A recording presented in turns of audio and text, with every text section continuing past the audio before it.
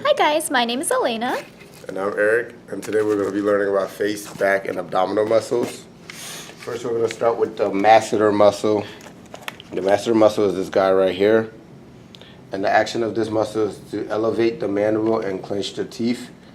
The origin of this muscle is the superficial anterior two-thirds of the lower border of the zygomatic arch. And the insertion of this muscle is the angle of the mandible. So this area right here.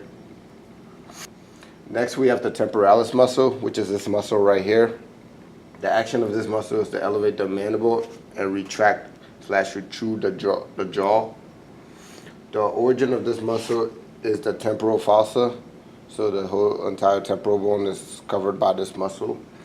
And the insertion of this muscle is the coronal process of the mandible. So like behind the ear area would be the coronal process of the mandible. Next, we have the orbicularis oculus muscle, which is this muscle right here. The action of this muscle is to close and open the eyelids. And the origin of this muscle is the frontal orbital rim, so this area right here. And then it inserts into the maxillary bone, and it's a whole circle, so at one point the action becomes the insertion. Next, we have the orbicularis oris muscle, which is this muscle right here. The action of this muscle is to open and close the lip. And the origin of this muscle is it encircles the mouth, basically. And the insertion of this muscle is just the angles of the mouth, so like right here and right here. Next, we have the occipital frontalis muscle, which is this guy right here. The action of this muscle is it allows you to raise and lower your eyebrows.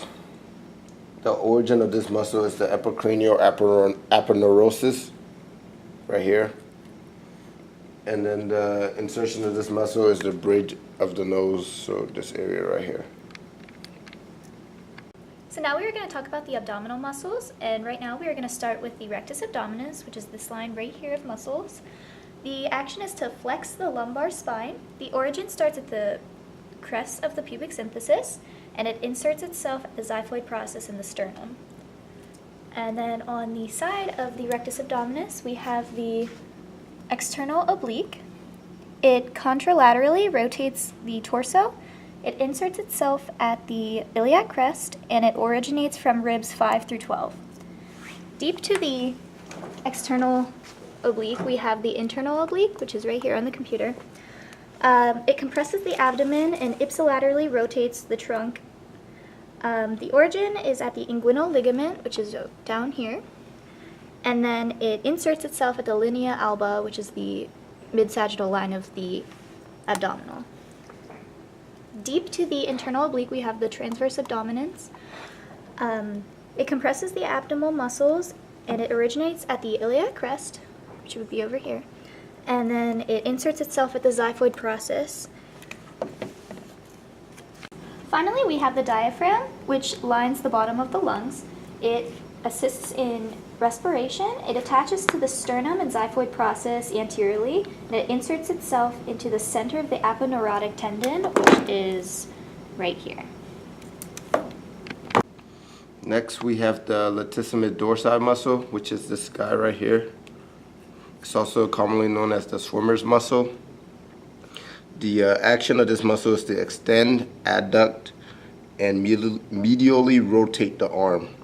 The origin of this is the spinous process of thoracic vertebrae 7 through 12, and the insertion is the intertubercular groove of the humerus. Next, we have the trapezius muscle, which is right here. And the action of this muscle is to laterally rotate, elevate, retract the scapula. The origin of this is the spinous process of thoracic vertebrae number 12.